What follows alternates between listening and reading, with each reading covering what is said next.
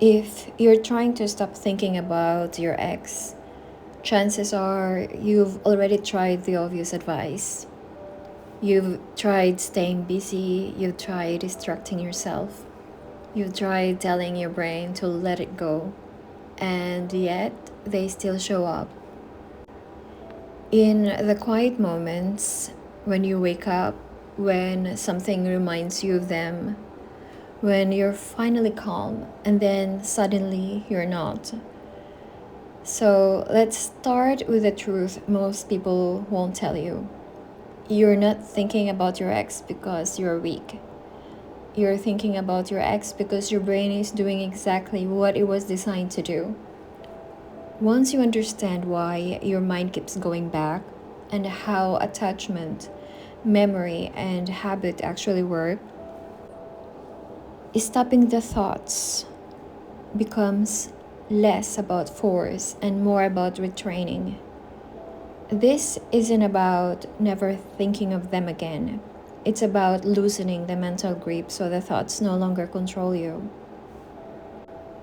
Why your brain won't stop thinking about your ex boyfriend or your ex girlfriend. Let's begin with psychology, not motivation. Your brain is a pattern prediction machine. The human brain is wired to predict the future, preserve attachment, avoid emotional danger. When you were in a relationship, your brain built neutral pathways around your ex. They became associated with comfort, safety, reward, emotional regulation, identity. So, when the relationship ended, your brain didn't receive a memo saying this is over now. Instead, it experienced loss of routine, loss of reward, loss of emotional regulation. That's why your thoughts feel repetitive and intrusive. Your brain is trying to restore equilibrium, not to torture you. Why just stop thinking about them doesn't work. There's a reason why this advice fails. It's called the ironic process theory. When you tell your brain, don't think about my ex, your brain must first search for the thought, check if it's present, suppress it, which ironically activates the thoughts even more. This is why trying to block thoughts often makes it louder. The goal is not suppression, the goal is deactivation. You're not thinking about them, you're thinking about what they represent. This is critical. Most people assume I'm obsessed with my ex, but that's rarely true. What you're actually thinking about is familiarity, emotional safety, validation, belonging, identity, the future you imagined. So your ex became a symbol of these things. Your brain returns to them whenever you feel lonely, you feel uncertain, you feel unsafe, you feel ungrounded. Understanding this changes everything because now the solution isn't erase the person, it's replace the function. Step 1, stop treating thoughts as command. One of the biggest mistakes people make is believing every thought requires action. If you think about your ex, you might feel the urge to check their social media, reread their messages, reach out, replay memories. But a thought is not directive. Thoughts are mental events, not instructions. Practice this simple shift. Instead of, why am I thinking about him again or her? Say, my brain is replaying an old attachment pattern. This creates distance, not resistance. Distance weakens the loop. Step 2. Break the rumination cycle. This is the real enemy. Thinking about your ex occasionally is normal. What keeps you stuck is rumination. Rumination is repetitive, circular thinking with no resolution. It sounds like, what if I had done this differently? Why wasn't I enough? What are they doing now? Will they ever come back? Rumination activates the stress response, reinforces emotional memory, strengthens attachment pathways. To stop thinking about your ex, you must interrupt rumination, not memory. How to interrupt rumination? When you catch yourself ruminating, you need to label it. Say, this is rumination.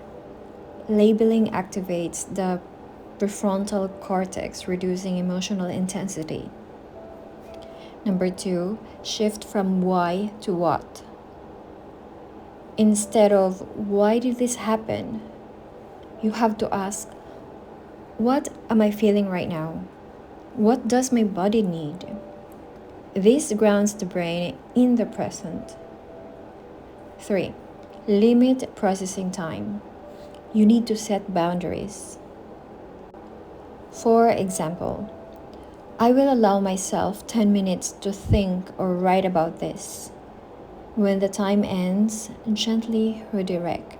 This teaches your brain containment. Step 3. Remove the triggers you pretend don't matter. Your brain is highly associative.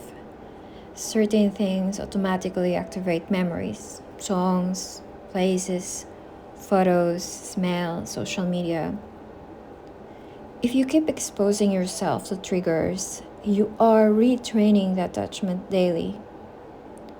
It is clear on this that repeated exposure reinforces memory. That means mute or unfollow, avoid checking, don't reread messages, don't replay photos. This isn't avoidance, it's stimulus control. You cannot heal in a constantly activated state. Step 4. Understand emotional memory versus narrative memory.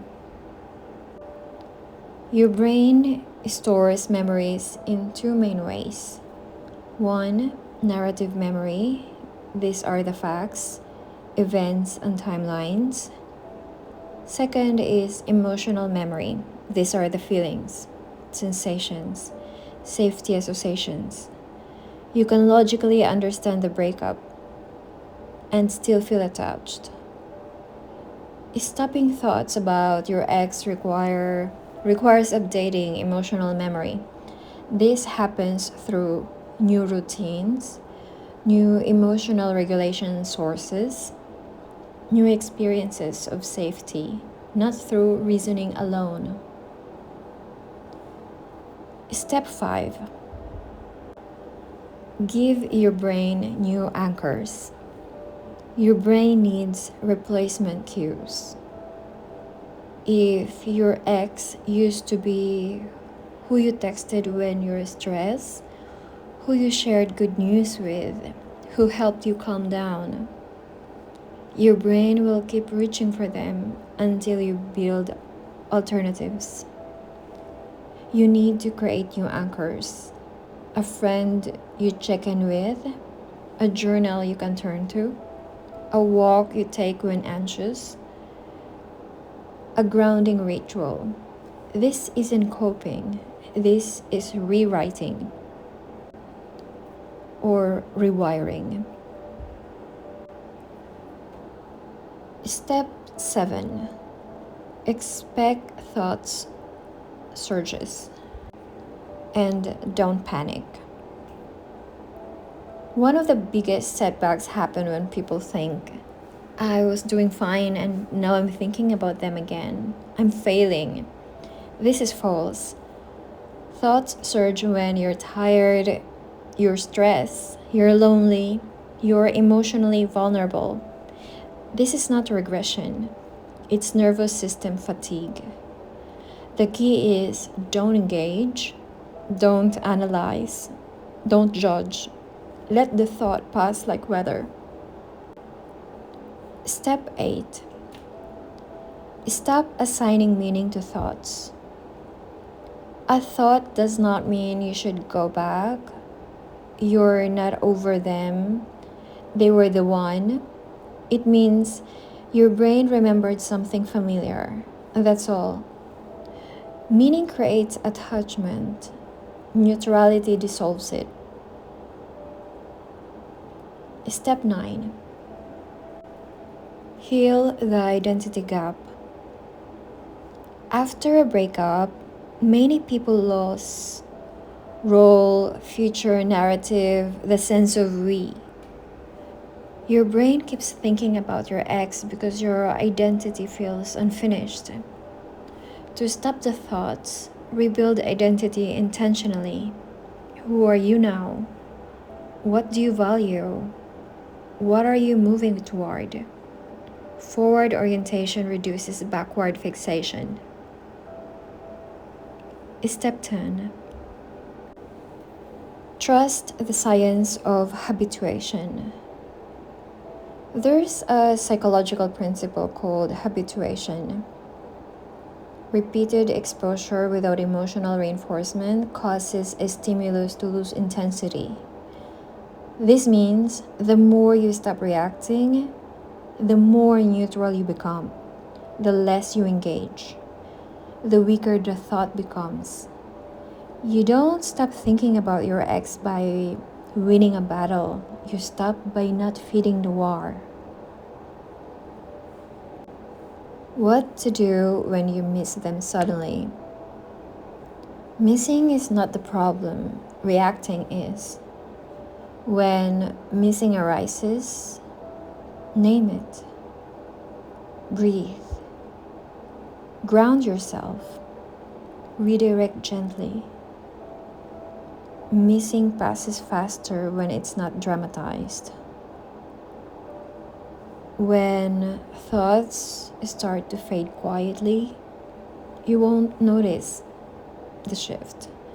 You'll notice shorter thoughts, less emotional charge, more focus on yourself, less urgency. One day you'll realize you went hours without thinking about them, then days. That's how the brain heals. To end, you don't stop thinking about your ex by forcing your mind to forget. You stop by understanding attachment, interrupting rumination, creating new emotional anchors, letting thought pass without meaning. Your brain is not broken, it's healing, and it's already working in your favor, even when it doesn't feel like it. Thank you for listening.